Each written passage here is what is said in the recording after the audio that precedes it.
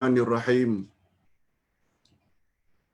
Alhamdulillah nahmaduhu wa nasta'inuhu wa nastaghfiruh.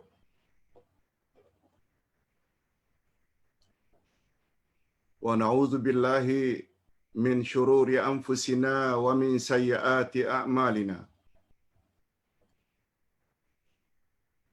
May yahdihillahu fala mudilla lahu wa may yudlil fala hadiya lahu. Asyhadu an la ilaha illallah wahdahu la syarika lah wa asyhadu anna Muhammadan abduhu wa rasuluh la nabiyya ba'dah. Allahumma salli wa sallim ala nabiyyina Muhammad wa ala alihi wa sahbihi ajma'in, amma ba'd.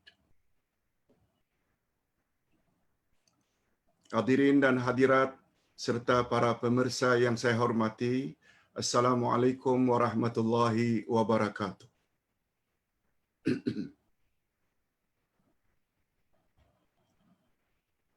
Alhamdulillah, kita bersyukur kehadirat Allah Azza wa Jalla. Berkat taufiknya, Allah Subhanahu Wa Taala telah panjangkan usia kita sehingga layak memasuki tahun baru 2021. Mudah-mudahan tahun baru ini Allah jadikan kita insan mukminin mukminat yang lebih baik berbanding tahun-tahun sebelumnya. Kita awali kuliah online kita pagi ini, hari pertama, dengan bab akidah. Sebab akidah adalah bahagian yang paling penting dalam agama. Segala kebaikan yang kita telah buat, walaupun namanya ibadat, semuanya boleh musnah dan hancur apabila akidah kita rosak. Pelajaran kita pada hari ini adalah bab yang kedua dari buku Akidah Ahlus Sunnah wal Jamaah jilid 2.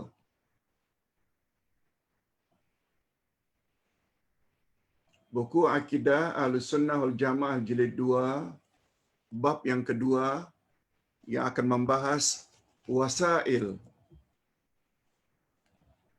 yang menafikan tauhid dan kesempurnaannya.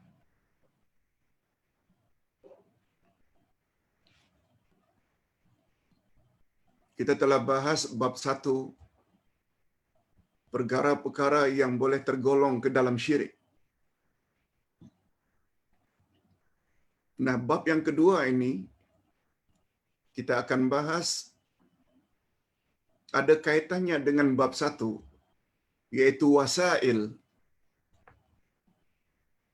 yang menafikan tauhid dan kesempurnaan tauhid. Kita perlu tahu, sebab Ustaz selalu sebut, dalam kita belajar agama, kita tidak cukup apa yang patut kita lakukan, apa yang patut kita laksanakan dalam hidup untuk mendapat pahala ganjaran di sisi Allah di akhirat nanti, belum cukup. Tapi pada masa yang sama kita perlu perkara yang kedua. Perkara-perkara yang boleh merosak amal ibadat kita. Nah, bab akidah ini khasnya topik pada pagi ini yaitu tawassul bid'ah. Dia adalah sesuatu yang boleh merosakkan amal saleh kita dan boleh mengakibatkan hancur, tidak ada nilai di sisi Allah di akhirat nanti. Belajar yang pertama atau mengajar yang pertama namanya ta'limud doa, mengajar agar jamaah atau audien laksanakan. Lakukanlah salat duha, lakukanlah salat tahajud, lakukanlah puasa sunat, lakukanlah itu semuanya ta'limud doa. Guru mengajar agar dilaksanakan. Tapi kadang-kadang guru juga perlu mengajar perkara-perkara yang kita perlu waspada, jauhi. Nah, bahagian itu namanya ta'limul inzar. Jadi, bab yang kedua ini, wasail yang boleh menafikan ketauhidan dan kesempurnaan tauhid, dia termasuk ta'limul inzar. Kita baca. Karena waktu sangat terbatas, minta maaf ya, sekarang kita sudah tidak lagi ada nota, tapi kita gunakan buku, kitab. Esok lain lagi kitabnya, lusa lain lagi kitabnya. Sehingga kita istilahkan, kita akan bedah 7 kitab dalam seminggu. Secara sedikit demi sedikit. Okey, Ustaz tadi ada sebut wasail. Apa itu wasail, Pak Ustaz?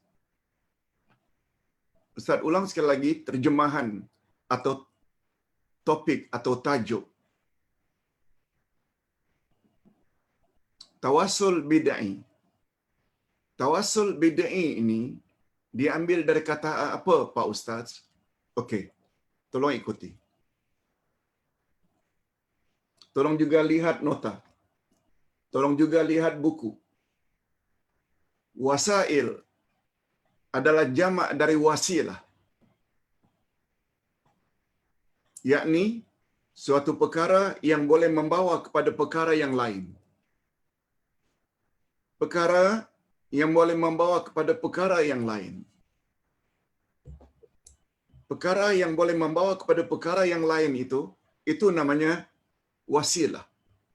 Yang pluralnya, jamaknya wasail.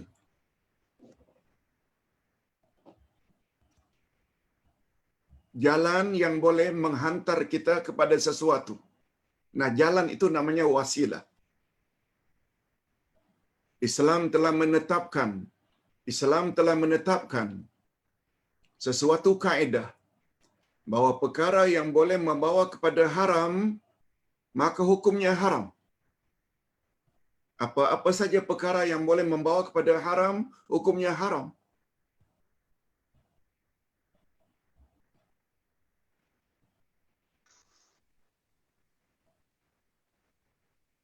Umpamanya berkhalwat, berdua-duaan, muda-mudi yang bukan mahram.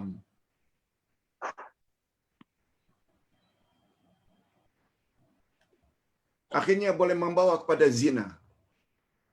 Maka khalwat, muda-mudi yang bukan mahram, hukumnya haram. Zina haram, khalwat juga haram. Sebagai contoh, perkara yang boleh membawa kepada wajib, maka hukumnya juga wajib.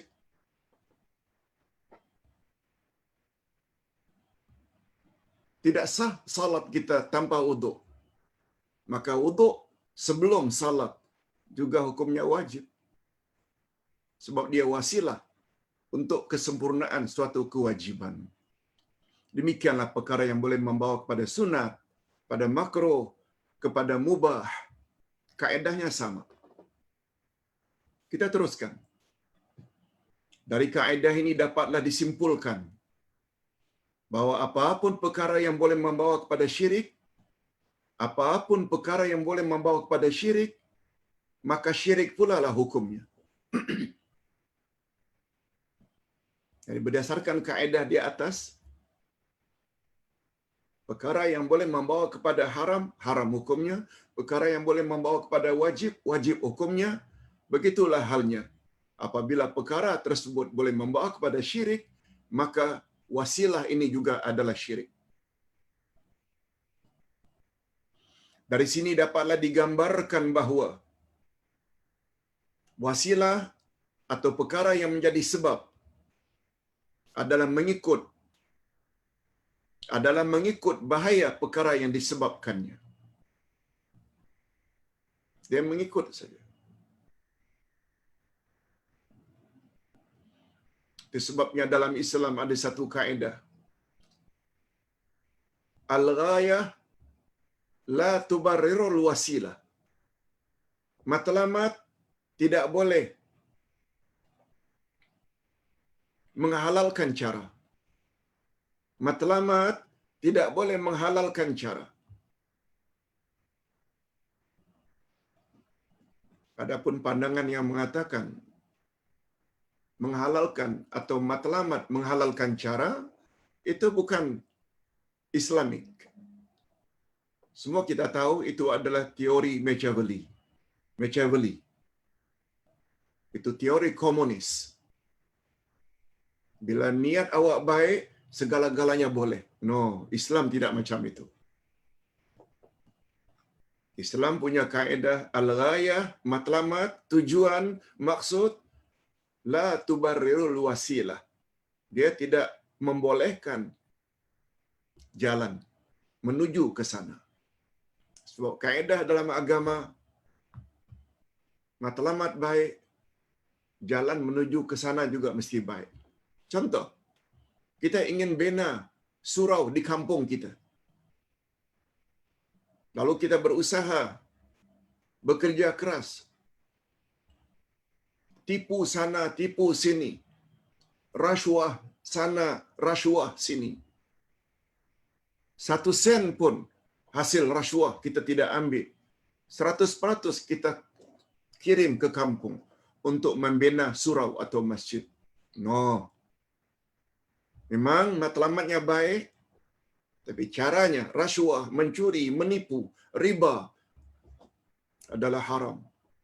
Ditetap hukumnya haram. Apalagi Allah Subhanahu wa taala berfirman, maaf, apalagi baginda Rasul sallallahu alaihi wasallam bersabda, "Innallaha thayyibun." Allah itu baik.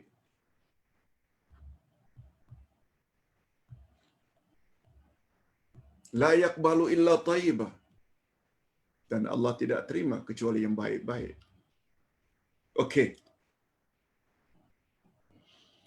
Dan sudah pasti wasail yang boleh membawa kepada syirik terhadap Allah adalah dosa dan kedurhakaan terhadap Allah yang amat besar. Sebab kita tahu syirik adalah dosa yang sangat besar. Di atas pertimbangan inilah maka dirasakan sangat penting untuk didedahkan wasail syirik, jalan-jalan yang boleh membawa kepada syirik. Sesungguhnya atau sungguh banyak sebenarnya wasail yang boleh membawa kepada syirik. Sungguh banyak perkara-perkara yang boleh membawa kepada syirik. Pertama sekali, ini pembahasan kita. Tawassul bid'ah. Tawassul maknanya jalan yang kita lalui untuk mendekatkan diri kita kepada Allah. Tapi sayangnya bid'ah. Bid'ah maknanya tidak ada contoh dari Nabi sallallahu alaihi wasallam dan para sahabat. Nabi tak pernah suruh, sahabat tak pernah buat. Lalu kita mendakwa, kita mendekatkan diri kepada Allah. Betul, itu namanya tawassul, tapi ada sambungannya, tawassul bid'ah. Sebagaimana kita sebelum ini telah belajar, ada namanya tabarruk, mengambil keberkatan.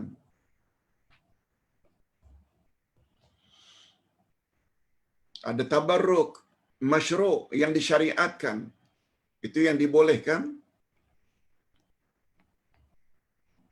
Ada satu lagi namanya tabarruk mamnu'. Tabarruk yang dilarang. Yang dilarang itu jangan ambil berkat sesuka hati. Dia persoalan akidah.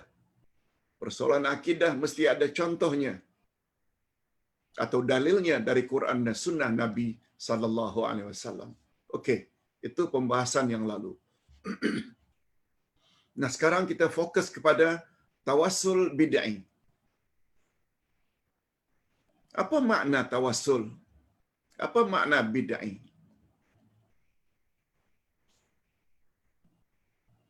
Hadirin dan hadirat, tawassul menurut bahasa adalah taqarrub. Taqarrub maknanya mendekatkan diri kepada Allah. Semua kita berusaha untuk mendekatkan diri kepada Allah. Itu perkataan tawassul pada asalnya.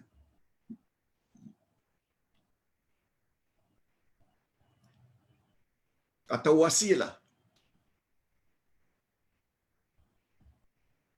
Wasilah itu di dalam Al-Quran dengan makna taqarrub, mendekatkan diri kepada Allah. Makna ini dia ambil dari firman Allah. Ini bukan kita reka-reka. Kita ambil dari firman Allah. Kemudian kita ambil pendapat orang yang paling pakar dalam hal ini. Antara lain Abdullah ibnu Abbas radhiyallahu anhuma. Ayatnya ini dia. Al-Maidah 35. A'udzubillahi minasyaitonir rajim. Ya ayyuhalladzina amanu taqullaha wabtaghu ilaihil wasilah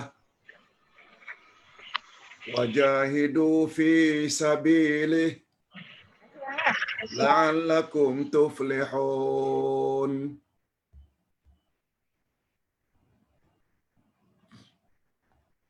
Terjemahan ayat.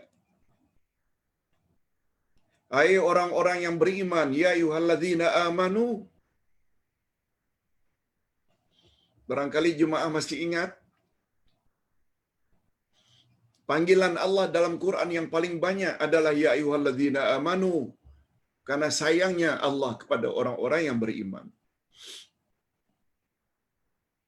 Ya ayyuhalladzina kafaru hanya sekali saja. Ya ayuhan nas hanya belasan kali saja. Ya ayuhan nabi juga hanya beberapa kali saja. Tapi ya ayyuhalladzina amanu disebut oleh Allah sebanyak 89 kali. Ini antara lain ayatnya. Alhamdulillah Ustaz sudah tulis ya ayyuhalladzina amanu yang ke-50. Dari 89 tinggal 39 ayat lagi yang Ustaz tafsirkan. Ayat demi ayat yang mengawali ya ayyuhalladzina amanu sudah 50 ya ayyuhalladzina amanu. Yang Ustaz namakan kitab itu nanti ayat-ayat iman. Sila baca nanti. Sebab ayat itu dituju khas untuk orang-orang yang beriman. Lalu apa yang Allah mahu setelah memanggil hai orang-orang yang beriman, ittaqullah, bertakwalah kamu kepada Allah. Lalu diikuti wabtaghu ilaihil wasilah. Carilah jalan mendekatkan diri kepada Allah. Itu dia. Wabtaghu ilaihil wasilah. Dan yang ketiga, wajahidu fisabilih. Dan bersungguh-sungguhlah, berjihadlah pada jalan Allah. Supaya kamu mendapat keberuntungan. Jadi kalau kita ingin mendapat keberuntungan, syaratnya ada 3. Pertama, bertakwa pada Allah.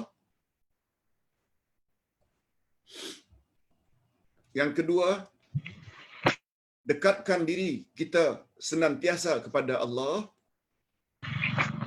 Dan yang ketiga, berjihad dengan makna bersungguh-sungguh di jalan Allah. Okey. Menurut Imam Ibnu Katsir, ini salah seorang ulama tafsir yang cukup terkenal, Imam Ibnu Katsir memberi komen terhadap ayat ini. Kata beliau, al-wasilah dalam ayat ini dengan makna hiya allati yatawassalu biha ila tahsil al-maqsud. Maksudnya, sesuatu yang menjadi perantaraan untuk mencapai maksud.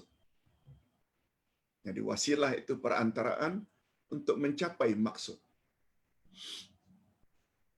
Tentu saja maksudnya keredaan Allah.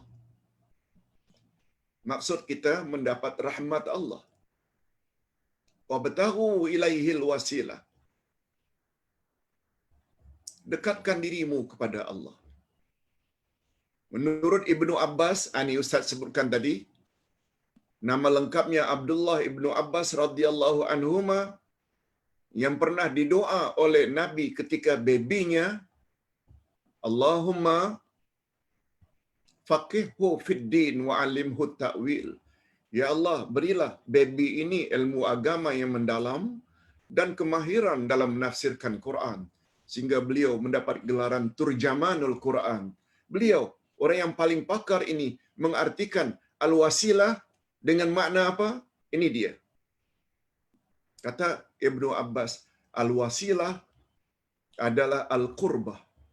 Al-qurbah, at-taqarrub, maknanya sama.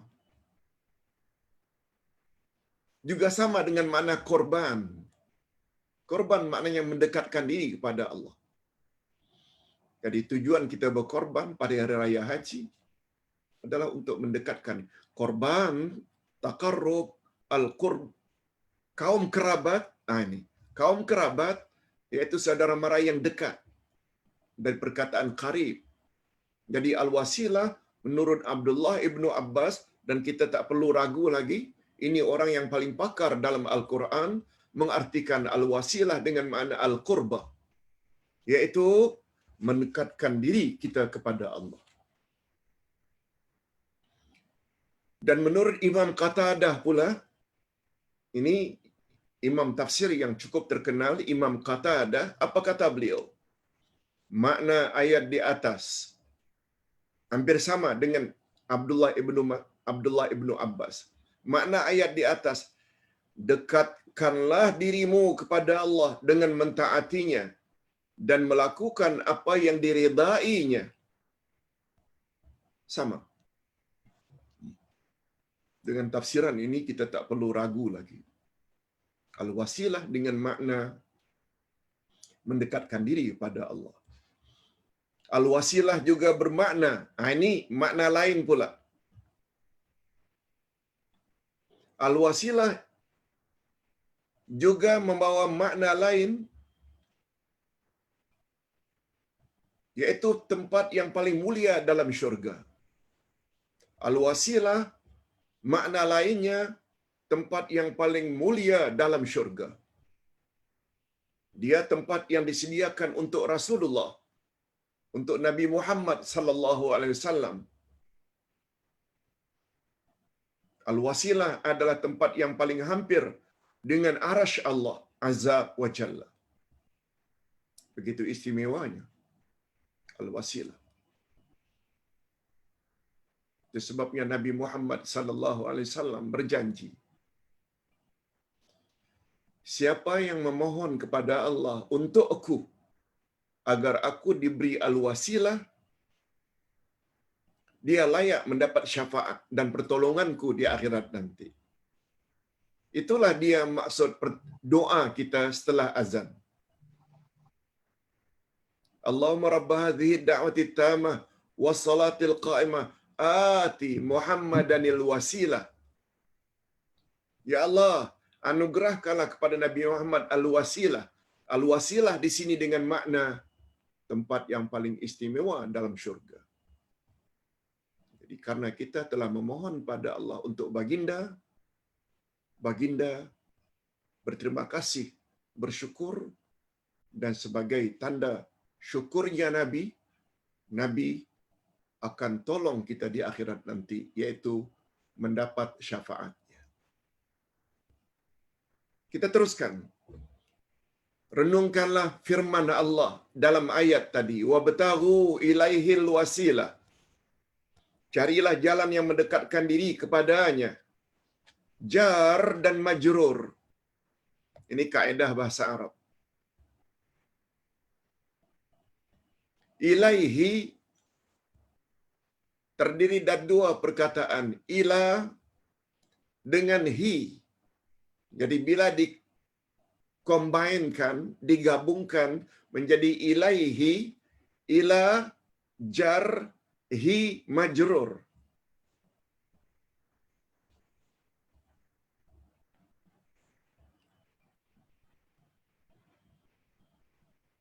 disebut mendahului al-wasilah, memberi faedah ikhtisas, memberi faedah pengkhususan. Wasilah hanya kepada Allah dan tidak boleh disekutukan dengan seorang jua pun. Hal ini sama dengan faedah ungkapan iyyaka na'budu wa iyyaka nasta'in. Ustaz jelaskan dulu ayat ini. Abdullah ibnu Mas'ud pernah berkata, ini sahabat Nabi juga pakar dalam menafsirkan Al-Quran. Abdullah bin Mas'ud. Pertama tadi Abdullah ibnu Abbas. Yang kedua Abdullah bin Mas'ud. Apa kata beliau? Surat Al-Fatihah adalah inti Al-Quran keseluruhannya. Itu sebab dia dipanggil Ummul Kitab atau Ummul Quran. Karena seluruh kandungan Quran secara garis besarnya terdapat di dalam surat Al-Fatihah. Ini di antara rahasianya. Maka surah tersebut, Al-Fatihah, mesti dibaca dalam ibadah yang paling utama, yaitu salat. Sehingga kata Nabi, la salata liman lam yaqra bi Fatihatil Kitab. Tidak sah salat orang yang tidak membaca Al-Fatihah. Okey, itu tentang kehebatan Al-Fatihah. Selanjutnya Abdullah bin Mas'ud berkata, inti surat Al-Fatihah ialah terletak pada iyyaka na'budu wa iyyaka nasta'in. Nah, ini menunjukkan bahawa ayat ini sangat mustahab. Sehingga Imam Ibnu Katsir,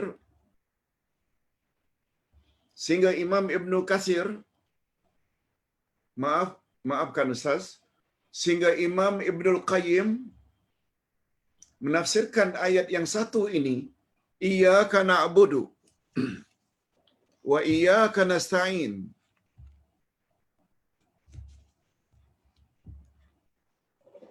Sebanyak 3 jilid sebesar ini. Satu jilidnya setebal ini, 3 jilid. 2, 3. Setebal ini. Hanya mengupas tentang iyyaka na'budu wa iyyaka nasta'in. Nama kitabnya Madarijus Salikin. Yang dalam bahasa Malaysia atau Indonesia, bolehkah dikatakan dalam bahasa bebas, jalan menuju Allah. Madarijus Salikin. Jalan menuju Allah. Nah, apa rahasia Pak Ustaz di dalam iyyaka na'budu wa iyyaka nasta'in? Kaedah dalam bahasa biasanya mendahului subjek baru objek. Saya makan nasi. Saya subjek, pokok. Nasi objek yang dimakan. Tapi kalau ayat itu dirubah, hanya nasi yang saya makan, dia membawa makna lil ikhtisas. Hanya nasi saja, tidak yang lain. Kalau saya makan nasi, memang namanya saya makan nasi. Tapi tidak menafikan statement itu yang kita juga makan lauk pauk, sayur mayur, buah-buahan, dan lain-lain. Saya makan nasi. Tapi kalau hanya nasi yang saya makan, nasi saja. Demikian kaedah dalam bahasa. Kita tidak menyebut na'buduka, kami menyembah engkau. Wa nasta'inuka, kami memohon pertolongan pada engkau. Tidak. Tapi didahulukan objek. Hanya engkau yang kami sembah. Hanya kepada engkau kami memohon pertolongan. Ini memberi isyarat ibadat dan memohon pertolongan tidak boleh kepada yang lain kecuali hanya kepada Allah. Lebih kurang macam itulah mengapa wabtaghu, carilah, ilaihil wasilah. Allah tidak sebut wabtaghul wasilah ilaihi, carilah wasilah kepadanya, bukan. Carilah kepadanya. Al-wasilah itu menunjukkan bahawa Allah tidak boleh disekutukan dengan apapun juga. Okey, itu tinjauan bahasa. Al-Allamah Asy-Syanqiti, seorang ulama besar dari Mauritania yang pernah mengajar di Islamic University Madinah. Beliau punya keistimewaan tersendiri, kemahiran tersendiri, yaitu mampu menafsirkan Quran dengan ayat Quran yang lain. Setebal ini kitabnya, terdiri dari 9 juz. Nama kitabnya Adwa'ul Bayan. Ustaz juga miliki kitab tersebut yang Ustaz jadikan rujukan ketika membuat tafsiran. Ayat Quran ditafsirkan oleh ayat Quran. Ayat Quran ditafsirkan oleh ayat Quran. Dan semua kita tahu, kualiti tafsir yang paling tinggi bila ayat Quran ditafsirkan oleh ayat Quran yang lain. Mengapa tidak? Allah yang bikin istilah, Allah pula yang explain istilah tersebut. Baru kemudian ayat Quran ditafsirkan oleh hadis Nabi. Baru kemudian ayat Quran ditafsirkan oleh salafus saleh. Baru kemudian. Dan yang terakhir sekali, bila ayat Quran ditafsirkan akal semata. Sebagaimana amalan Islam liberal. Sebagaimana amalan orang-orang Mu'tazilah yang lebih mengutamakan akal daripada nas, Al-Quran dan Al-Hadis. Okey. Apa kata Syekh Amin Asy-Syanqiti? Tahqiq untuk perkara al-wasilah, sebagaimana menurut pandangan ulama umumnya ialah taqarrub. Nah, beliau juga setuju dengan pandangan Qatadah dan Ibnu Abbas bahawa maksud daripada wasilah adalah taqarrub, mendekatkan diri kepada Allah.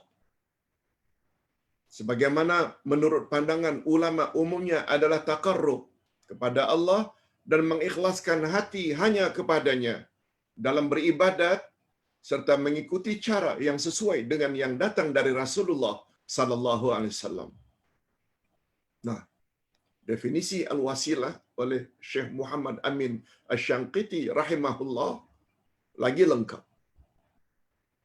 Bukan hanya mendekatkan diri kepada Allah, tapi cara mendekatkan diri pada Allah mesti ikut cara Rasulullah sallallahu alaihi wasallam. Okey.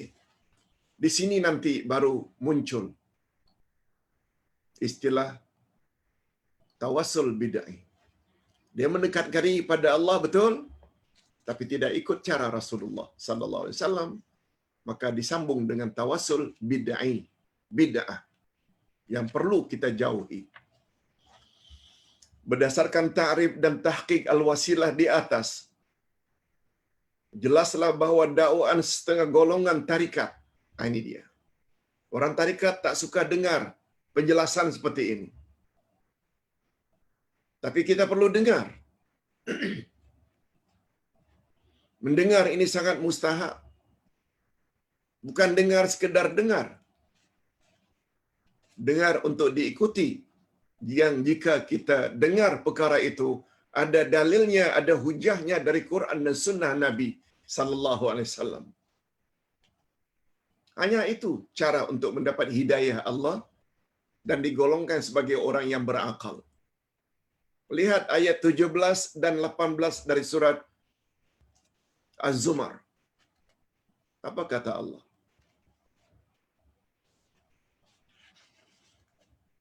Allah Subhanahu wa taala berfirman,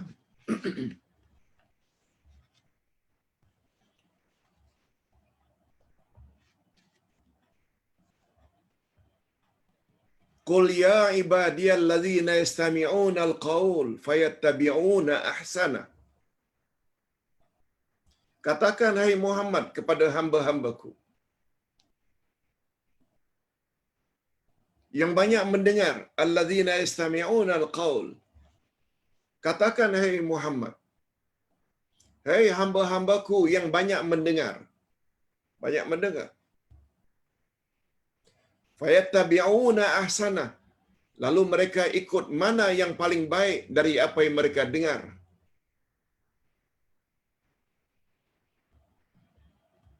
Lalu apa kata Allah untuk orang seperti itu? Ulaikal ladzina hadahumullah. Merekalah orang yang akan mendapat hidayah Allah. Jadi cara untuk mendapat hidayah Allah, first step, banyak mendengar nasihat, banyak dengar tazkirah, banyak mendengar nasihat, ceramah-ceramah agama. Tapi bukan semua yang kita dengar itu kita kena ikut. Ayat menyebut syarat kedua, ikut mana yang terbaik. Dan mana yang terbaik itu bukan berdasarkan siapa yang cakap. Ikut mana yang baik dengan makna ikut mana yang paling kuat hujah dan dalilnya.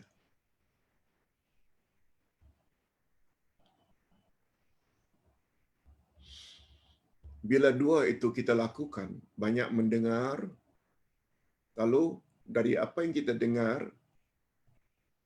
kita cari mana yang paling kuat dalil dan hujahnya, orang itulah yang layak mendapat hidayah Allah. Az-Zumar 17-18.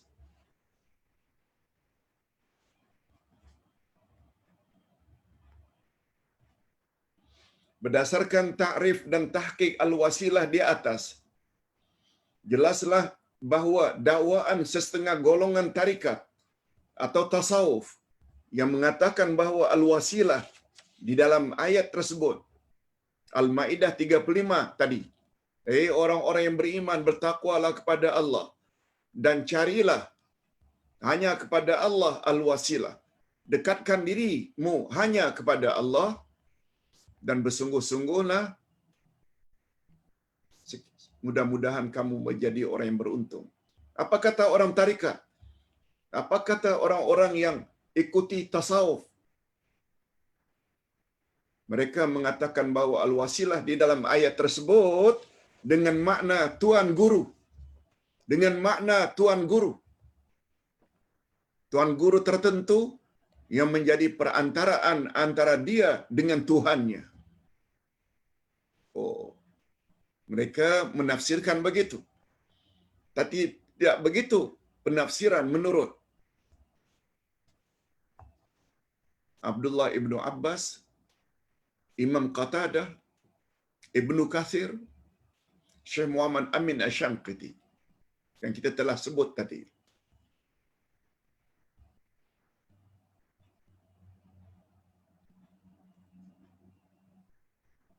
Mereka mendakwa bahawa al-wasilah di situ, cara mendekatkan diri kepada Allah mesti melalui perantaraan. Perantaraan itu adalah tuan guru. Ini semua adalah dakwaan orang-orang jahil dan buta, dakwaan orang yang sesat serta mempermainkan kitab Allah. Ustaz tahu, puak itu bila dengar penjelasan ini, dia akan marah.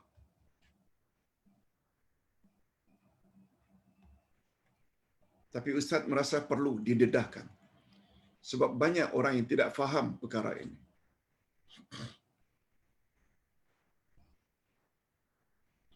Sedangkan mengambil perantaraan selain Allah, ini dia. Sedangkan mengambil perantaraan selain Allah adalah di antara prinsip ibadat orang-orang kafir. Ini sebagaimana yang dijelaskan sendiri oleh Allah. Lihat, Allah tafsirkan pada ayat lain. Menceritakan tentang jawaban orang-orang kafir musyrikin, Abu Jahal, Abu Lahab. ketika Nabi Muhammad sallallahu alaihi wasallam larang mereka menyembah berhala. Berhala itu kan duplikat atau gambaran dari orang-orang saleh zaman silam. Bila kita belajar buku Akidah 1, kita ada sebut pada penghujung buku 1, syirik pertama di atas muka bumi di zaman Nabi Nuh, karena ada sikap terlalu menyanjung-nyanjung orang saleh. Sehingga karena sayangnya orang saleh, mereka buat patung-patung orang saleh. Kemudian lama kelamaan mereka sembah patung tersebut. Sama apa yang terjadi di zaman Nabi Ibrahim, sama sebagaimana yang terjadi di zaman Nabi Muhammad sallallahu alaihi wasallam. Itu sebabnya ada berhala bernama Uzza. Dia berasal daripada nama orang alim bernama Aziz. Ada Munat, berasal dari nama orang alim Mannan. Ada Lata, nama orang alim Ilat.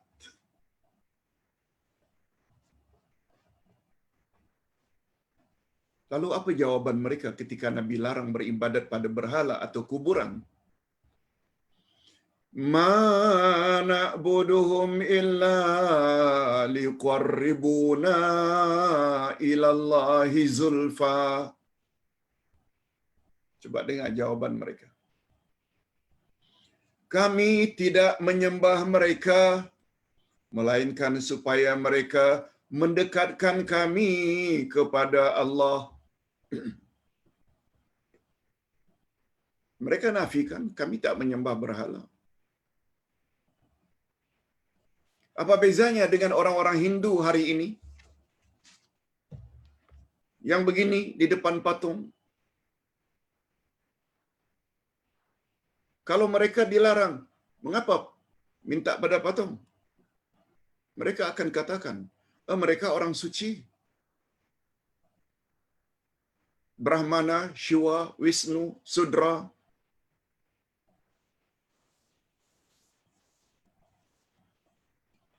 Kami banyak dosa. Harapan kami, mudah-mudahan mereka orang suci ini sampaikan hajat kami kepada Tuhan. Apa bezanya dengan sesetengah umat Islam, pakcik-makcik, yang mendatangi kuburan-kuburan keramat, kurban wali-wali tertentu? Makcik, pakcik, jangan sembah kubur. Pakcik-makcik akan jawab, kami bukan menyembah kubur, Pak Ustaz. Kubur ini kan kubur orang alim, orang saleh. Mereka dekat dengan Allah. Kami datang ke sini dengan harapan, mudah-mudahan mereka boleh sampaikan hajat kami kepada Allah. Apa bezanya? Apa bezanya pakcik-makcik beragama Islam dengan sami-sami, orang-orang Buza? Apa bezanya pakcik-makcik dengan jawaban Abu Jahal, Abu Lahab? Ma na'buduhum, jangan salah paham ya Muhammad, kami bukan sembah mereka, illa liqarribuna ila Allahi zulfa. Harapan kami supaya mereka sampaikan hajat kami kepada Allah. Kita baca Quran, kita tak faham. Ini masalahnya. Baca Quran, tak baca tafsir. Baca Quran, tidak tadabbur. Padahal semua sudah ada di dalam Al-Quranul Karim. Hadirin dan hadirat rahimakumullah. Ingat ya, takut-takut lupa. Sempena tahun baru ini, Ustaz ulang sekali lagi. Kewajiban umat Islam terhadap Al-Quran ada 5, bukan 2. Bukan iman dan baca, bukan. Betul? Pertama, iman, dia adalah kalam Allah.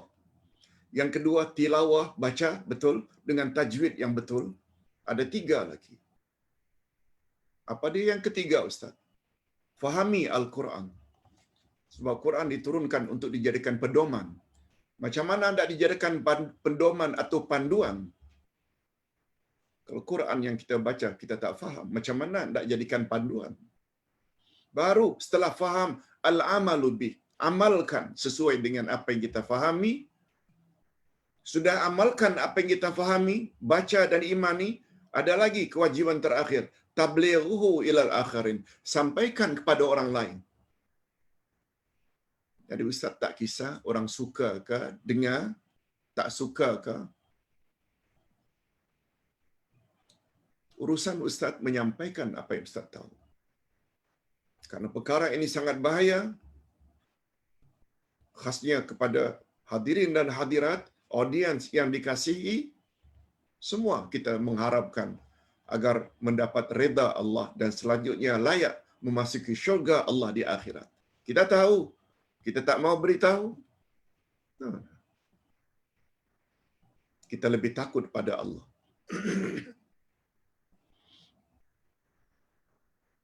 Tidak takut pada cemuhan manusia. Manusia selalu. Itu sebabnya ada satu kaedah dalam bahasa Arab. Al-mar'u adu ma jahil. Seseorang senantiasa memusuhi apa yang dia tidak tahu. Al-mar'u, seseorang, adu, dia bertindak sebagai musuh. Ma jahil, apa yang dia tidak tahu. Dia tak tahu. Dalam Quran ada ini semua. Itu sebabnya bila kita sampaikan sesuatu bercanggah saja dengan tuan gurunya, yang dia sangat fanatik dan ta'assub, langsung kita akan dicemuh, dicaci, dilabel dengan bermacam-macam label. Bid'ah berlaku dalam agama. Punca pertama adalah jahil. Jahil terhadap sunnah Nabi sallallahu alaihi wasallam. Kita teruskan. Oleh itu, setiap muslim mukallaf. Oleh sebab itu, setiap muslim mukallaf. Mukallaf maknanya akil baligh. Dia berakal waras, baligh, dah sampai umur baligh, wajib mengetahui bahawa jalan yang boleh membawa kepada keredaan Allah. Wajib. Kita ingin mencapai keredaan Allah, tapi kita tidak tahu jalan untuk mencapai keredaan Allah. Sia-sia. Walaupun ada kesungguhan, sia-sia. Ustaz selalu buat contoh.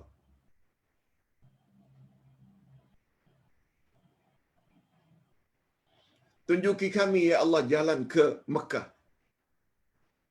Tapi yang meminta tersebut tak tahu Mekah itu sebelah mana Malaysia. Barat ke, timur ke, utara ke, selatan ke, dia tak tahu. Sepanjang jalan dia menyebut, tunjuki kami jalan ke Mekah, ya Allah. Tapi dia berjalan menghala ke timur. Betul tak? Akhirnya sampai di Tokyo. Akhirnya dia berjalan menuju ke selatan. Betul tak? Akhirnya dia sampai ke Sydney.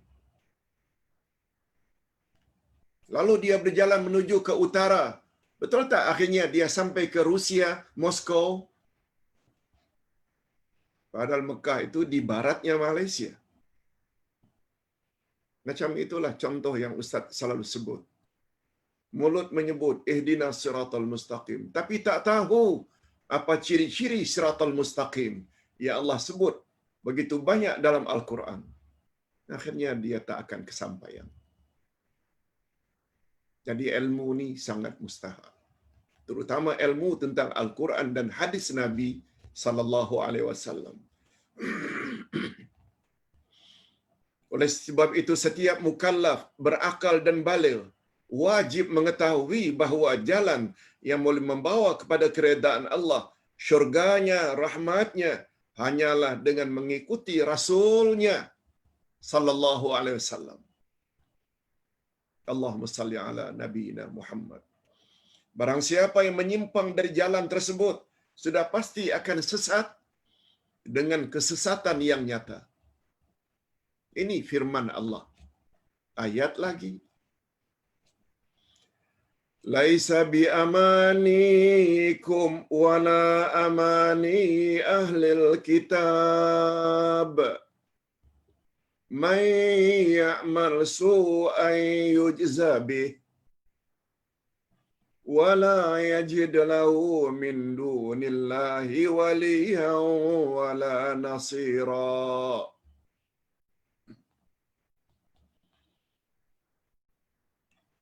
Pahala dari Allah itu bukanlah menurut angan-anganmu yang kosong.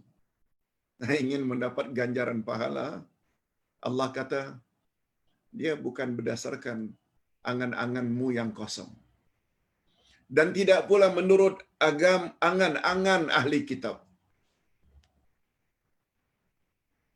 Amani ini maknanya angan-angan. Untuk mencapai pahala, kebaikan, syurga, rahmat Allah, reda Allah, bukan dengan cara angan-angan kosong. Barang siapa yang mengerjakan kejahatan, wa may ya'mal su'an, siapa melakukan kejahatan, niscaya akan diberi pembalasan dengan kejahatan itu, dan dia tidak mendapat pelindung, dia tidak akan dapat pelindung dan tidak pula penolong baginya selain daripada Allah. Hanya Allah saja yang boleh tolong kita di sana. Mengapa selagi hayat di kandung badan tidak senangkan hati Allah? Tidak berusaha membuat Allah itu reda melihat kita? Yang kita harap reda Tuan Guru. Ustaz, kalau bercakap begini orang akan tuduh tak hormat Tuan Guru. Nah, dia dua yang berbeza. Hormat Tuan Guru lain. Kita mesti respect. Tapi mengikut Tuan Guru ada batasnya. Tuan Guru termasuk ulil amri. Ingat ayat 59 surat An-Nisa. Lagi-lagi, ya ayyuhalladzina amanu, hei orang-orang yang beriman. Lalu apa kata Allah? Menyuruh.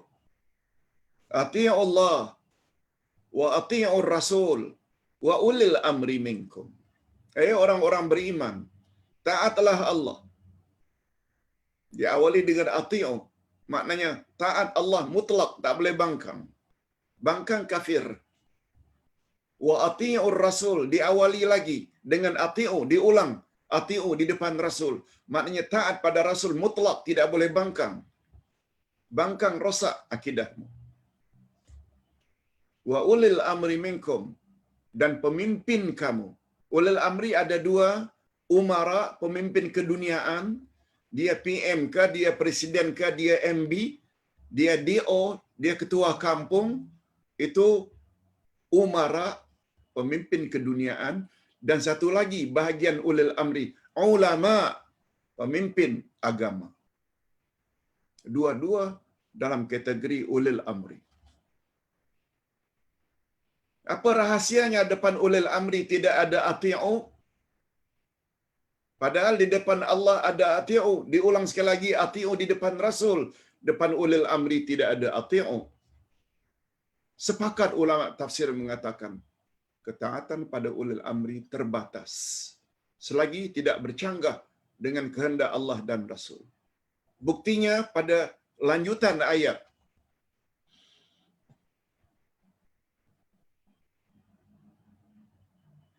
Apa dia sambungan ayat?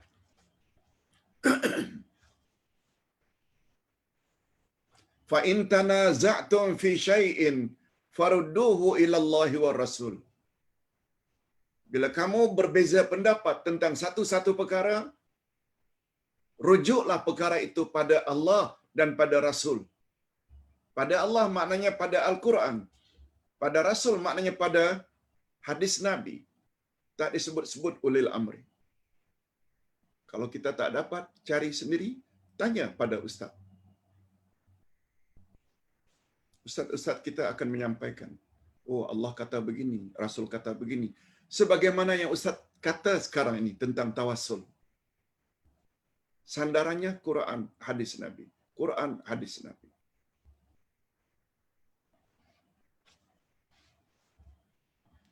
Jadi untuk mendapat pahala itu bukan perkara yang omong kosong. Dia mesti ada hujahnya, dalilnya. Itu sebabnya Nabi membuat jaminan.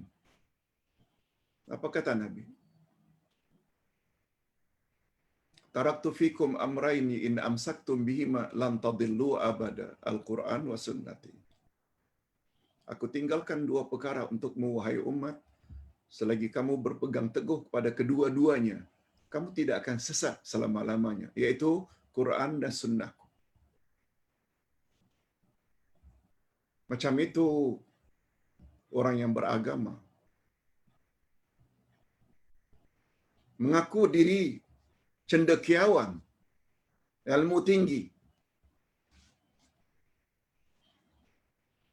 Mengaku diri orang yang moden, maju, intelektual, dan budaya cendekiawan, orang yang berilmu. Show me the proof. Mereka orang yang tidak mudah percaya kecuali bila ada hujah, dalil, argument. Tapi sayang, mengapa dalam masalah agama bertaklid buta saja? Agama bukan cakap Tuan Guru. Agama Islam adalah cakap Allah, cakap Rasul. Itu sebabnya mengapa seseorang baru dikatakan Muslim dalam mengucap dua kalimat syahadat. Asyhadu an la ilaha illallah wa asyhadu anna Muhammad Rasulullah. Asyhadu an la ilaha illallah tak akan sempurna bila kita tidak percaya kepada kalamullah Al-Quran. Wa asyhadu anna Muhammad Rasulullah tak akan sempurna kalau kita tidak ikut sunnah Nabi sallallahu alaihi wasallam. Yes, ke situ perginya. Mengapa dia jadi rukun yang pertama dari rukun Islam? Itu sebabnya kata ulama akidah, rukun dua kalimat syahadat ada tiga. Ucap dengan lidah dua kalimat syahadat. Benarkan dengan hati tanpa ragu. Allah saja yang berhak disembah. Nabi Muhammad sebagai role model untuk dicontohi. Dah dua, benarkan. Yang ketiga, ini yang selalu terlepas pandang. Al-amal bil arkan. Laksanakan dengan anggota kehendak Allah dan kehendak Rasul dalam hidup. Suruhan Allah, suruhan Rasul laksanakan. Cakap Allah, cakap Rasul patuhi, taati. Larangan Allah, larangan Rasul jauhi. Sebabnya jangan terlalu bangga bila dah dapat ucap dua kalimat syahadat dengan fasih, walaupun faham maknanya tiada Tuhan yang berhak disembah melainkan Allah, sesungguhnya Muhammad Rasulullah. Jangan terlalu bangga kalau hanya baru dua. Tapi ternyata dalam kehidupan sehari-hari masih dedah aurat ke mana-mana di khalayak ramai. Sekali salat, sekali tidak. Masih terlibat dengan rasuah, memfitnah.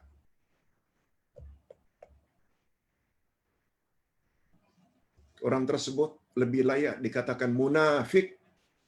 Sebab istilah munafik ini dalam bahasa kita bolehlah. Cakap tak serupa bikin. Mulut mengucap dua kalimat syahadat. Hati meyakini Allah Tuhannya, Muhammad Rasulnya. Tapi tindak tanduk berbeza. Ini yang namanya cakap tak serupa bikin. Hipokrit. Na'udzubillah min dzalik. Ustaz terpaksa dan mesti cakap perkara ini pada awal tahun. Sebab kita berazam untuk jadikan tahun 2021 ini menjadi lebih baik berbanding tahun-tahun sebelumnya. Dan untuk menjadi muslim, muslimat, mukmin, mukminat yang baik, mesti punya ilmu terlebih dahulu. Khasnya ilmu tentang Quran dan sunnah Nabi sallallahu alaihi wasallam. Atas sebab itulah mengapa kita mesti belajar dengan kitab supaya kita boleh rujuk. Dan Ustaz harapkan, ini bagus juga kalau Ustaz pesan, sebelum kita jumpa setiap pagi jam 10, kecuali hari ini 10.30, baca dulu timetable dengan topiknya masing-masing. Baca dulu, baru mudah untuk kita faham. Sebab kita sekarang dah ada 7 buku, esok buku lain, esok buku lain, besok buku lain.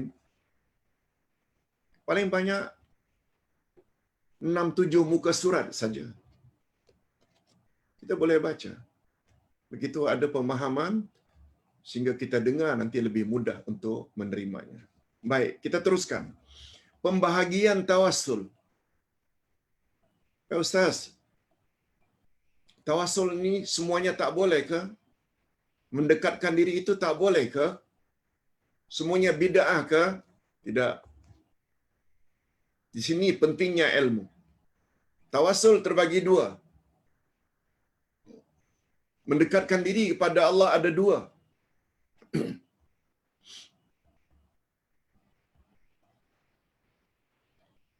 Pagi ini kita akan membahas satu saja daripadanya. Kita ada masa setengah jam lagi untuk kita bahas tawassul bid'ah. Tapi sebelum itu bagus juga kalau kita tahu berdasarkan pengertian di atas yang telah kita jelaskan tadi. Tawassul terbagi kepada 2. Pertama namanya tawassul masyru'. Tawassul yang disyariatkan, tawassul yang dibolehkan, tawassul yang digalakkan, tawassul yang dianjurkan.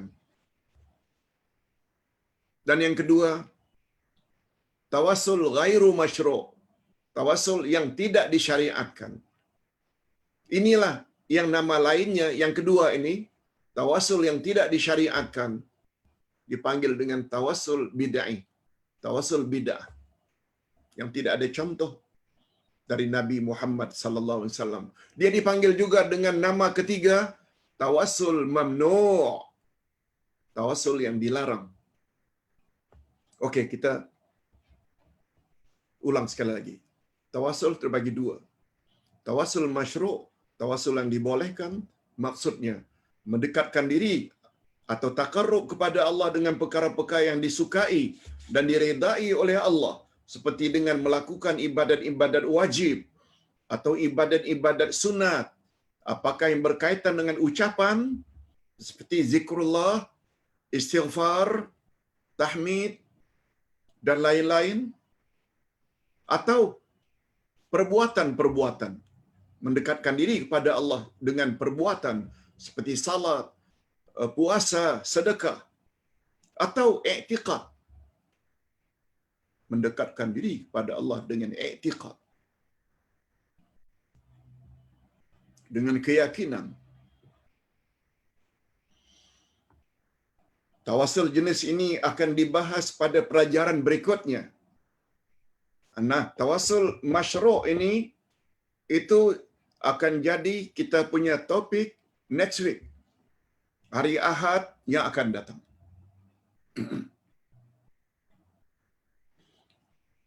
Hari ini kita akan bahas tawassul yang kedua ini. Tawassul ghairu masyru', tawassul yang tidak diperbolehkan. Tawassul jenis inilah yang disebut dengan tawassul bid'ah, tawassul bid'ah, atau tawassul mamnu', tawassul yang dilarang. Maksudnya mendekatkan diri atau takarrub kepada Allah dengan perkara-perkara atau cara yang tidak disukai dan tidak diredai oleh Allah Subhanahu wa taala, apakah dalam bentuk ucapan atau perbuatan atau i'tiqad atau kepercayaan.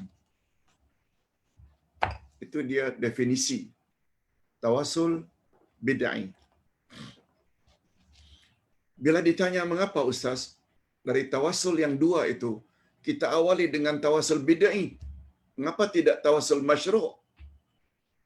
Ingat ya, Ustaz pernah sebut. Kitab akidah yang Ustaz tulis ada 3. I'tikad atau akidah Ahlussunnah wal Jamaah jilid 1, dia memaparkan pada kita, menjelaskan pada kita asas-asas akidah, asas-asas iman, iaitu rukun iman yang 6. Dibahas satu demi satu. Tapi tidak cukup. Kita perlu kepada akidah jilid 2. Ini dia. Akidah jilid 2 pula menyebut perkara-perkara yang boleh merosakkan akidah. Ustaz selalu sebut, mengharapkan jambangan kita, pokok kita subur, tidak cukup dengan kasih baja dan air. Kita juga pada masa yang sama perlu hindarkan pokok kita daripada serangga perosak. Serangga perosak. Kalau jilid 1 itu, itulah dia baja dan air untuk mengokohkan iman kita, itu akidah jilid 1. Akidah jilid 2 pula, dia tak ubahnya seperti serangga perosak. Dia boleh merosakkan kita punya akidah. Itu sebabnya, mengapa kita bahas tawasul bid'i dahulu, baru tawasul masyru'. Yes, itu dia punya sebab. Jenis tawasul bid'i. Nah, apa dia jenis-jenisnya tawasul yang bid'ah ini, Pak Ustaz? Boleh tolong beri pencerahan? InsyaAllah. Sebagaimana dijelaskan di atas bawah tawasul bid'i, disebut juga tawasul ghairu masyru' atau tawasul mamnu' adalah tawasul yang dilarang oleh Islam. Dilarang oleh Allah, dilarang oleh Nabi. Takkan kita nak buat pula yang dilarang. Kalau larangan Allah, larangan Rasul kita langgar, rosak 2 kalimah syahadat kita. Dan maksudnya di sini ialah mendekatkan diri atau takarrub kepada Allah melalui doa agar dikabulkan oleh Allah apa yang dia hajatkan. Tetapi, ini ada tetapi, dengan cara-cara yang tidak ada sumbernya dari Rasulullah dan para sahabat. Contohnya tidak ada. Memang kita disuruh berdoa, mendekatkan diri pada Allah, tapi contohnya tidak ada dari Nabi dan para sahabat. Tawasul ini ada beberapa jenis. Kita sedang bercakap tentang jenis-jenis tawasul bid'ah. Ustaz simpulkan di sini ada 3 jenis yang perlu. Ada 4 yang perlu kita tahu. Ada 4 saja. Coba perhatikan. Pertama, bertawasul kepada Allah melalui doa-doa dengan menyeru nama orang-orang yang sudah mati atau menyeru nama orang-orang gaib serta memohon melalui mereka agar terhindar dari malapetaka yang dipanggil dengan istighasah. Memohon agar terhindar dari malapetaka tapi dengan menyebut orang-orang yang sudah mati atau orang-orang gaib. Perbuatan ini termasuk ke dalam syirik besar yang merosak tauhid. Berapa banyak orang-orang yang menyebut berkat Syekh Abdul Qadir Jailani, berkat Syekh Sanusi, berkat Syekh Badawi, berkat Syekh Rifai. Semua mereka itu, kita tak nafikan mereka wali-wali Allah.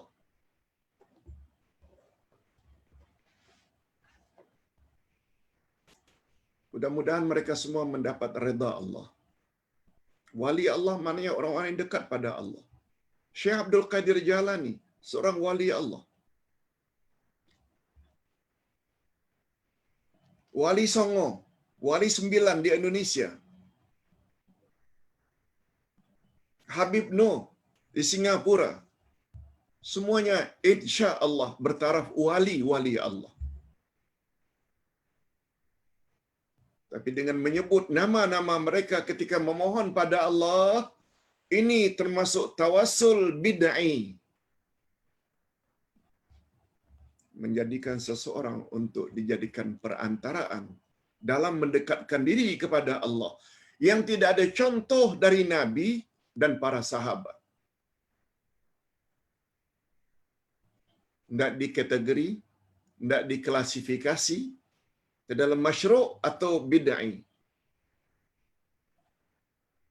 Bid'ah.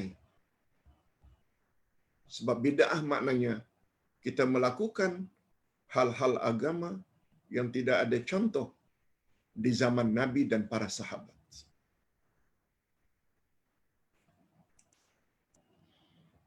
Ustaz, cuba nak buka minda kita. Kalaulah mereka semuanya adalah wali Allah, ada tak yang lebih tinggi daripada wali Allah? Ada. Nabi-Nabi Allah, Al-Anbiya. Ada tak yang lebih tinggi lagi daripada Nabi-Nabi? Ada. Al-Mursalin, para Rasul. Ada tak yang lebih tinggi lagi dari kalangan Rasul-Rasul tersebut? Mereka Nabi dan Rasul, tapi mereka ada tahap tersendiri. Ada Ulul Azmi. Nabi Nuh, Nabi Ibrahim, Nabi Musa, Nabi Isa, Nabi Muhammad sallallahu alaihi wasallam.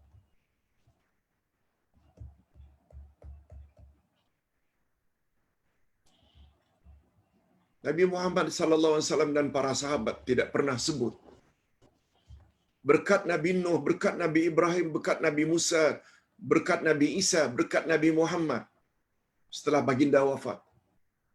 Tak pernah sebut. Padahal mereka adalah orang yang paling tinggi dari semua manusia. Sudahlah Nabi, Rasul pula. Sudahlah Rasul tergolong ulul azmi. Nah, kalaulah mereka saja tak pernah disebut oleh Nabi dan para sahabat dalam mendekatkan diri kepada Allah ketika berdoa, ulul azmi tak disebut. Lebih utamalah jangan disebut para wali. Kan macam itu pemahamannya. Mesti begitu.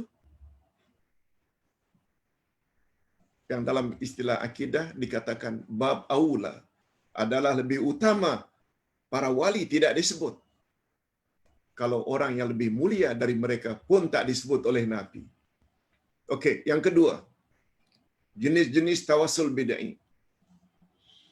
Sebabnya barang siapa yang selama ini suka sebut berkat Syekh Abdul Qadir Jalani, berkat ini, tolong hentikan, tobat dengan tobat nasuha. Tak ada masalah. Allah terima tobat terhadap apa saja, hatta terhadap dosa syirik. Yang penting selagi hayat di kandung badan. Ingat, ada ketikanya pintu tobat ditutup, yaitu ketika nazar.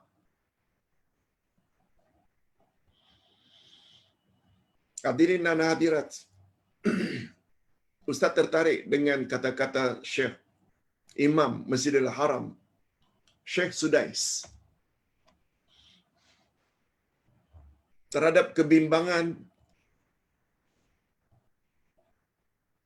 terhadap COVID-19.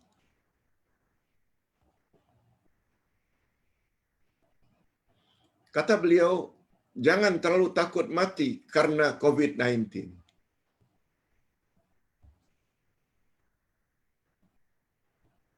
Kita perlu waspadalah, jaga SOP. Cuma kata-kata beliau ni yang Ustaz setuju. Kebarangkalian kemungkinan mati disebabkan COVID-19 hanya 1%.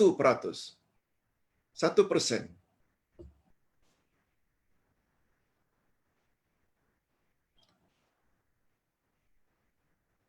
Tapi kematian anytime dia adalah 100%. Betul tak? Semua kita boleh mati anytime. Betul tak? Semua kita boleh mati bila-bila masa saja. Ada COVID-19 ke? Tak ada ke? Yang kita sibuk-sibuk sangat. Aduh, matilah kita dengan COVID-19. Kita tak fikir ke yang kita boleh mati bila-bila masa karena sakit ke, karena tak sakit ke, tua ke, muda ke, semua orang boleh mati. Sebabnya kata beliau, kemungkinan kematian itu bila-bila masa itu 100%.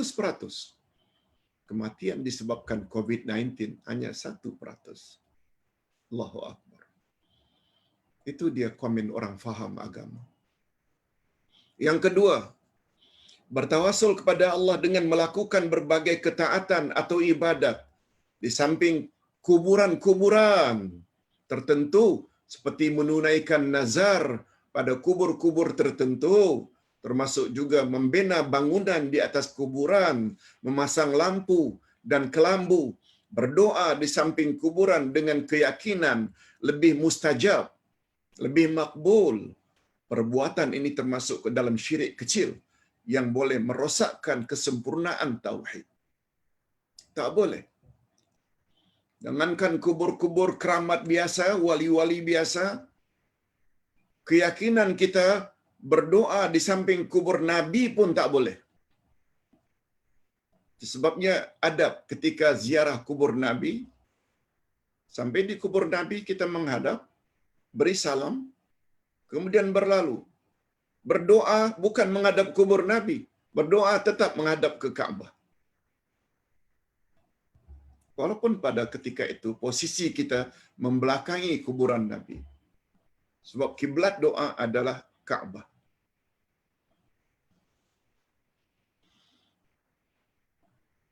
Ziarah kubur boleh, tapi berkeyakinan bila kita berdoa di kubur-kubur tertentu, tempat itu lebih makbul berbanding tempat lain, itu sudah membawa kepada rosaknya akidah.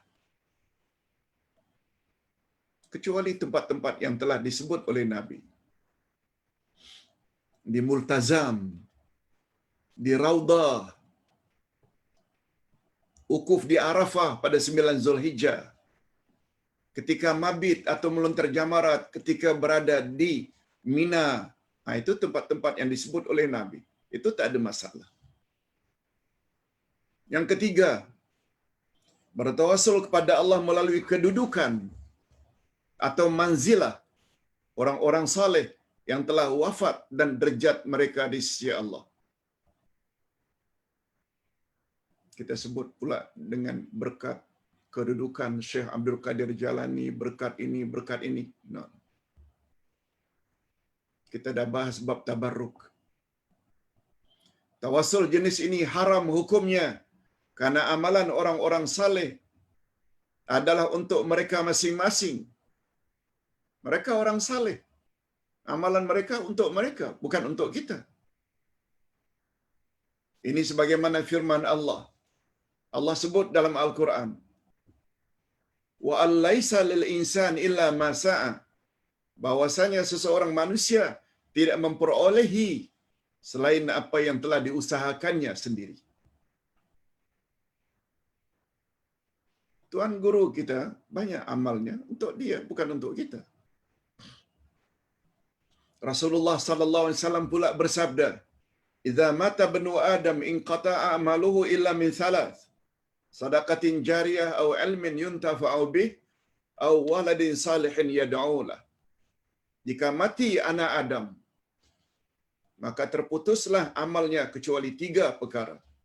Sedekah jariah atau ilmu yang dapat diambil manfaat, atau anak saleh yang mendoakan untuknya. Hadis riwayat Imam Muslim, Abu Dawud dan An-Nasa'i.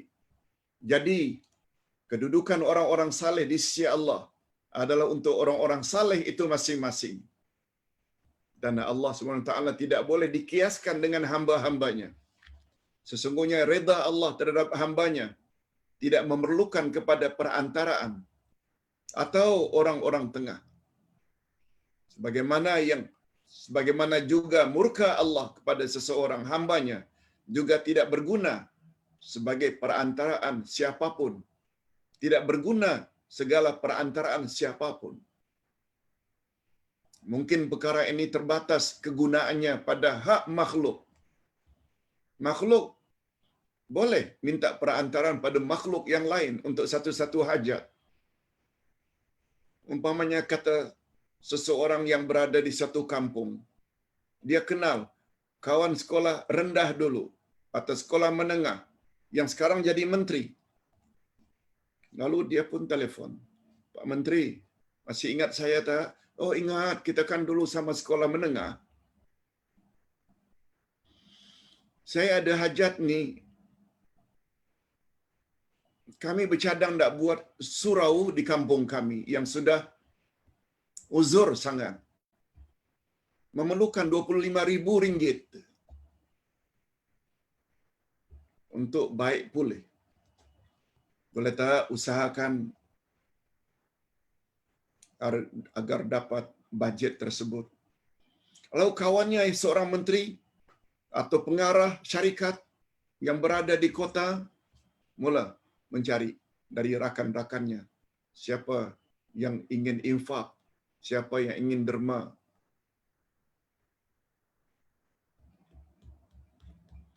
Seperti Ustaz, orang Batam perlu kepada masjid. Orang Batam perlu kepada markas tahfiz. Orang Batam perlu kepada sekolah agama. Lalu orang sana suarakan pada Ustaz, "Ustaz, lama akan berada di Malaysia, ada banyak jamaah, boleh tak tolong kami?" Itu namanya menggunakan Ustaz sebagai perantaraan dalam hal keduniaan. Tak jadi masalah, sebab niatnya baik.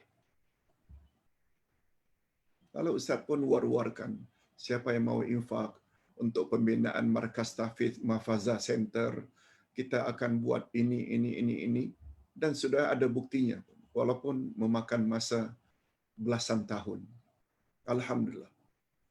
Yang itu boleh.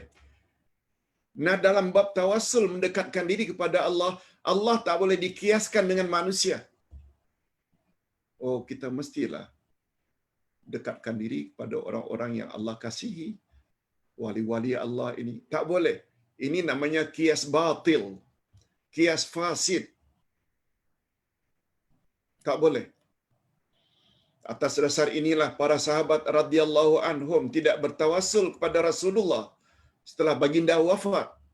Setelah baginda wafat. Tetapi mereka bertawassul kepada pakcik baginda, yaitu Al-Abbas radhiyallahu anhu, agar mendoakan untuk mereka. Adakah Ustaz riwayat para sahabat bertawassul kepada Rasulullah setelah baginda wafat? Jawabnya tak ada. Ada tak Pak Ustaz contohnya para sahabat bertawassul kepada orang dekat Rasulullah yang masih hidup? Jawabnya ada, yaitu Abbas. Ini ceritanya. Dan seandainya perbuatan bertawassul kepada Rasulullah diperbolehkan setelah baginda wafat dengan mendatangkan kuburan baginda, maka sudah pastilah bertawassul kepada baginda adalah lebih utama dan lebih afdal. Kalau dibolehkan. Sebab baginda adalah kekasih Allah. Khalilullah, kesayangan Allah. Jadi pemergian mereka berjumpa kepada Al-Abbas bukan ke kuburan Rasulullah sallallahu alaihi wasallam membuktikan bahawa perbuatan bertawassul dengan kedudukan orang-orang yang saleh sudah meninggal dunia ada dilarang oleh syarak. Padahal kedudukan baginda di sisi Allah tidak dapat ditandingi oleh seorang pun di kalangan umatnya. Oleh itu, pandangan yang membolehkan bertawassul kepada kedudukan orang-orang saleh adalah berpunca daripada mengkiaskan Allah kepada makhluk. Ini tak boleh. Dan pandangan ini sangat bercanggah dengan prinsip akidah Islam. Kisah di atas terjadi ketika Madinah. Ini dia kisahnya. Madinah pernah dilanda oleh kemarau panjang. Lalu Umar ibn Khattab radhiyallahu anhu, orang yang sangat mendalam kepahamannya tentang Islam. Lalu beliau mengumpulkan para sahabat untuk melakukan salat istisqa. Salat minta hujan. Lalu Umar berkata, dengar baik-baik, ini dalil kita. Hadis riwayat Imam Bukhari. Allahumma inna kunna idza ajdabna natawassalu ilaika binamiyika fatasqina. Fal'an natawassalu ilaika bi'ammi nabiyika fasqina. Summa talaba minal Abbas ay yad'u Allah. Wa qama al-Abbas fada Allah ta'ala fasaqahumullah. Rawahul Bukhari.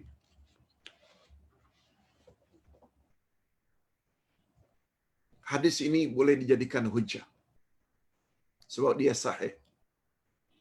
Apa kata Umar? Salah salat istisqa. Ya Allah, sesungguhnya dulu kami jika ditimpa musim kemarau, lalu kami bertawasul kepada engkau dengan nabimu. Nabi masih hidup waktu itu. Minta doa Nabi kan. Minta Nabi doakan untuk mereka. Maka engkau turunkan hujan pada kami berkat doa Nabi. Tetapi sekarang kami bertawasul kepada engkau dengan pakciknya. Tidak pada Nabi, sebab Nabi telah wafat. Oleh itu turunkanlah hujan untuk kami. Kemudian Umar meminta Abbas supaya berdoa kepada Allah. Lalu Abbas pun bangun dan berdoa kepada Allah. Kemudian hujan pun turun. Hadis riwayat Imam Bukhari. Pengajaran yang dapat diambil. Setelah baginda wafat, Madinah dilanda kemarau panjang. Umar tidak ajak para sahabat ramai-ramai pergi ke kuburan Nabi. Tidak. Tapi pergi pada Abbas. Ini memberi isyarat. Bertawasul kepada orang yang masih hidup, hukumnya boleh. Nah, ini nanti pembahasan kita minggu hadapan. Tawasul masyru'. Yang keempat, ini di antara jenis-jenis tawasul yang bid'ah, yaitu bertawasul dengan zat orang-orang saleh seperti perkataan ya Allah, aku memohon kepada engkau dengan Muhammad, aku memohon pada engkau dengan Abu Bakar, dengan Umar, dengan Ali dan sebagainya. Tawasul jenis ini juga bid'ah dan haram hukumnya karena beberapa sebab. Antaranya, pertama, tawasul ini bid'ah karena tidak dikenal pada zaman Nabi sallallahu alaihi wasallam dan para sahabat dan tabi'in. Doa adalah ibadat dan ibadat mestilah mempunyai asas dari Rasulullah dan tidak boleh direka-reka. Itu satu sebabnya. Tidak boleh bertawasul dengan diri seseorang walau saleh macam mana pun. Yang kedua, para sahabat memahami tawasul ialah tawasul dengan doa, bukan dengan zat. Tawasul dengan doa, bukan dengan zat. Sebab itu bila kita ada hajat, kita minta seseorang, Pak Ustaz, tolong doakan supaya anak saya dapat keputusan yang cemerlang. Ustaz, tolong doakan supaya anak saya lulus dalam interview. Ustaz pun doa. Ustaz masih hidup. Itu boleh.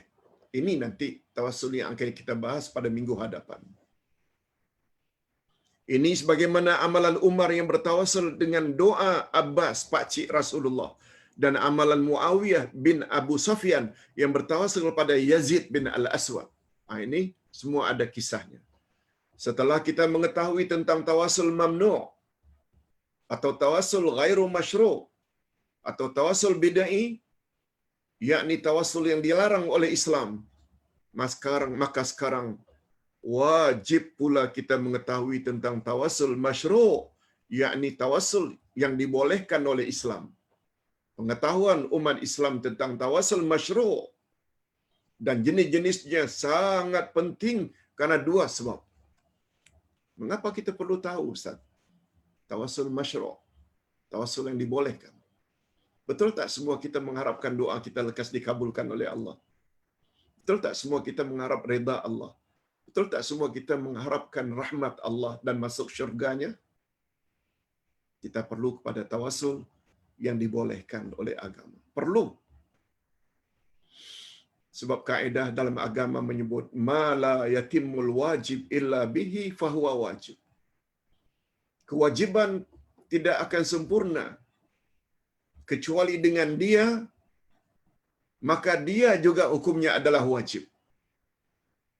Itu kaedah. Tadi Ustaz dah buat contoh. Salat adalah wajib. Salat fardu yang 5. Begitu juga salat-salat yang lain.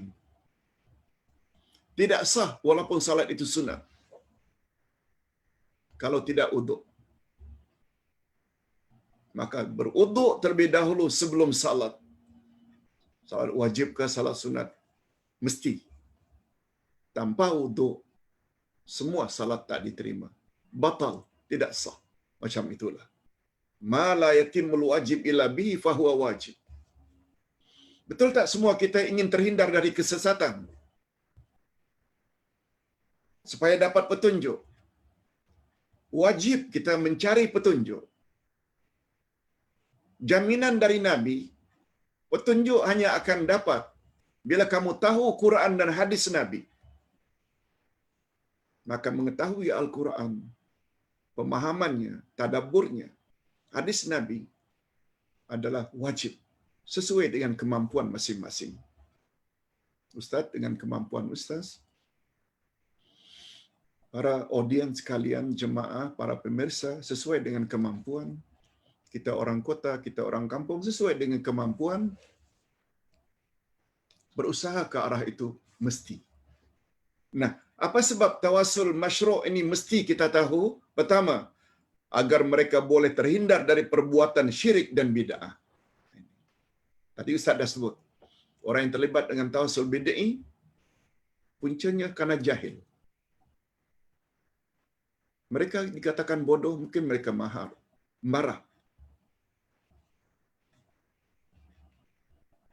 Yang kedua, agar doa mereka diterima dan cepat dikabulkan oleh Allah Azza wa Jalla. Hadirin dan hadirat rahimakumullah, karena ini pembahasan tawasul masyru', bagus kita tangguhkan ke minggu hadapan. Pembahasan tentang tawasul masyru'. Kemudian baru setelah itu, hukum menjadi kuburan sebagai tempat atau sebagai masjid. Minta maaf ya, Ustaz tersilap dalam mengirim poster. Hari ini kita akan belajar menjadikan kuburan sebagai masjid. Rupanya setelah Ustaz cek dalam buku ini, urutan yang pertama adalah tawasul bid'ah. Mohon maaf. Tapi tidak jadi masalah. Sebab Ustaz yakin semua kita ada buku, tinggal cari saja muka suratnya. Dan Ustaz harap minggu hadapan tolong baca dari muka surat 104 ini sampai ke 113. 4:13. Lebih kurang 8-9 muka surat. Boleh baca dalam setengah jam aja. Nah, sekarang kita berpindah kepada soalan. Menjawab soalan jika ada. Menjawab soalan jika ada.